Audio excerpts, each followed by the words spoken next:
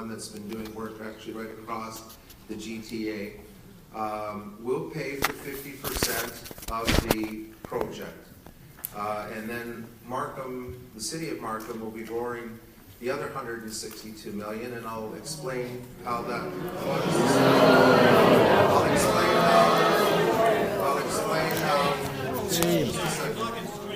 Okay, I will go through it quickly, and as I said, it's really just to give some of the people that have not been out to some of the public meetings the opportunity to hear this. So Markham is borrowing the 325 million, and the reason that that's happening is that government gets much better rates than the private sector can.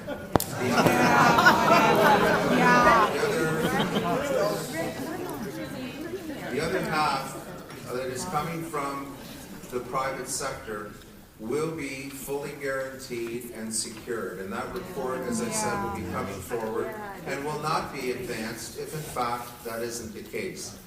Also, people have asked about the overruns of the project. And although when it comes time to commence the construction of the project, it will be a fixed price guarantee contract if for any reason there is any overruns. Again, the way this is structured is that the private sector would be responsible for any of the overruns, not the city of Markham. And the city of Markham is funding its 50%. The 162 million that we're responsible for is really through the future growth that's coming to the city of Markham anyway. So we talked about Markham Centre, but there's other growth that's coming to Markham, and the way it's structured is getting revenues from that future growth that Markham is getting in any event. Can we just get to the next slide? I'm not going to cover that because that was covered. I'm not going to cover that. That was covered.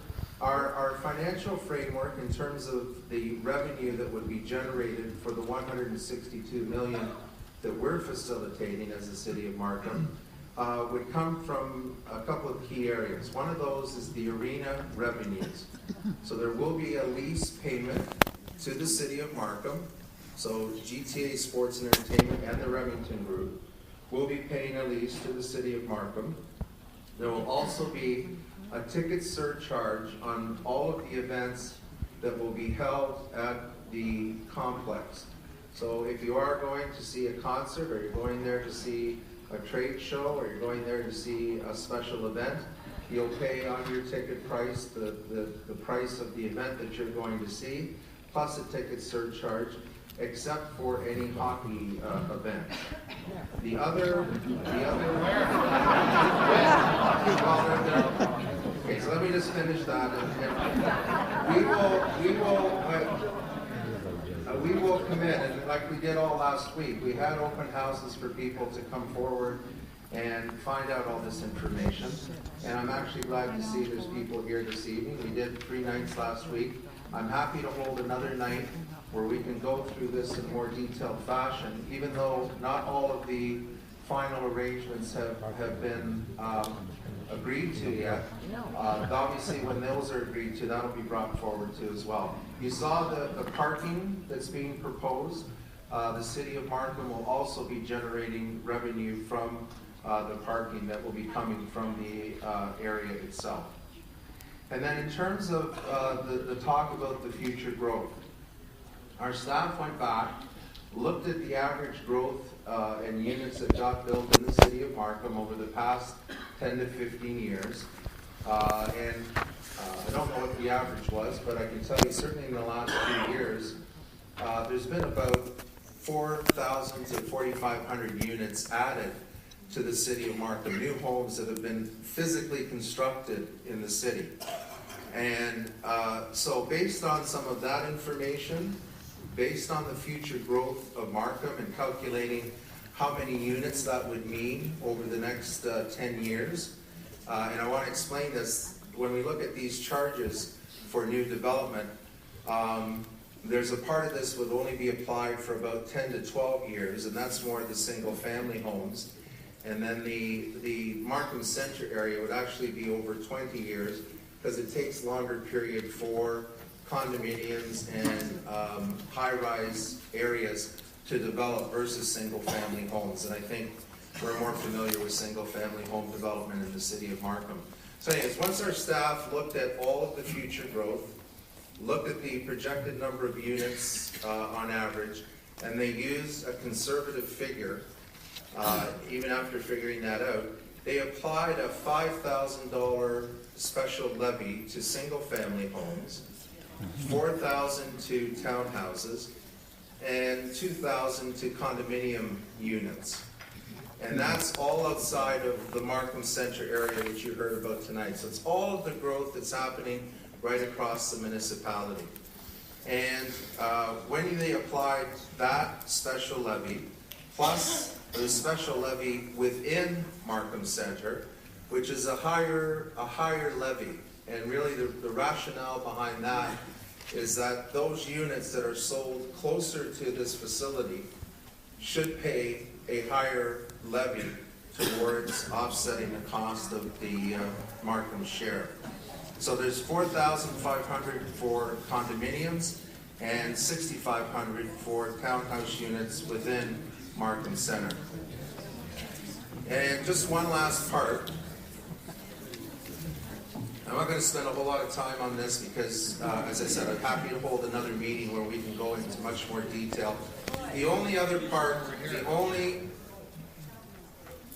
only other section, the bulk of the $162 million, and I'll show this to you in another slide, the bulk of the $162 million, in fact, $130 million of that is coming from that future development. So the vast majority of the money that Markham is helping to facilitate is from that future growth. The remaining part, the $32 million, is coming from two areas. One is what's called Section 37 money. And again, I'll get into more detail about this. I'm happy to do another meeting in next week or the week after. But Section 37 money is really money that is a tool within the Planning Act that any time you increase density, aside from whatever else the municipality collects, you can collect Section 37 money for particular projects that the municipality wants to undertake. This is a relatively new tool for the City of Markham. City of Toronto has been using it for many years quite successfully, and we're taking less than half of the money that we're collecting on all new density and applying it to that 162. The only other part that we're using is future tax money, and I want to be very clear on this, future tax money, not from residential properties, but from office commercial properties within Markham Centre itself. If an office building has an approval of 6 stories, and now as a result of the arena and maybe the Pan Am and other things that we attract to Markham Centre, the office developer wants to go with a few more stories than 6, and this is just for office commercial. Only the town of Markham's portion of that new enhanced development, I'll call it, would be applied to the arena project.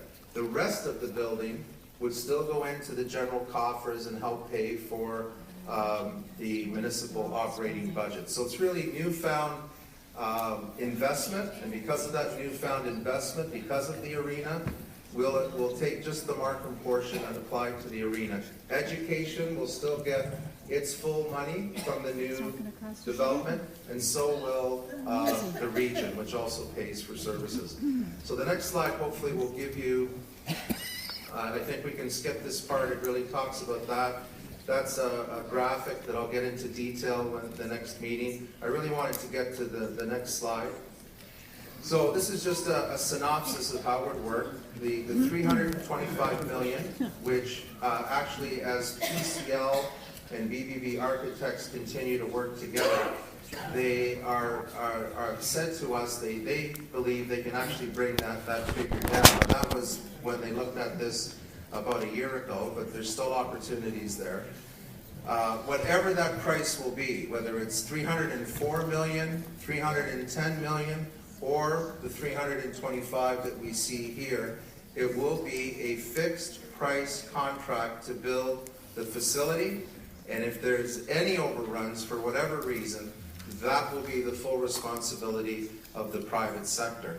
And to indicate again, 130 million, our half of the 162, 130 million of that amount will be coming from arena revenues and development contributions of the future growth, leaving a remainder of 32 million, 32.5, which would come from that Section 37 and the tax increment financing.